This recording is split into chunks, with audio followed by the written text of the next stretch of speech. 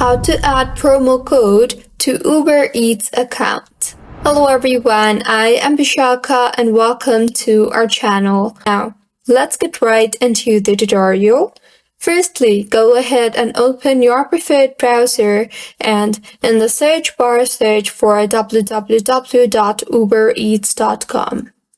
You will be led to the official webpage of Uber Eats. So make sure you are signed in, and if not, then go ahead and sign yourself in.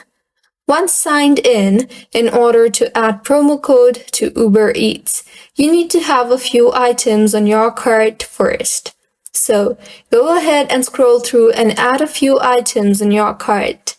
Once added, tap on your cart on the top right of your screen and further select the items that you want to go ahead and check out with.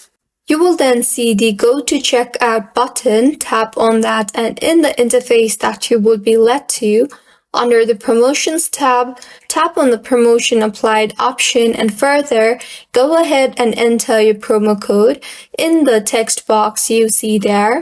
And tap on the Apply button, and now if the code that you entered is correct, then your code will be applied successfully. So this is how you can add promo code to Uber Eats account. If you find this tutorial helpful, please like the video and do comment if you have any queries.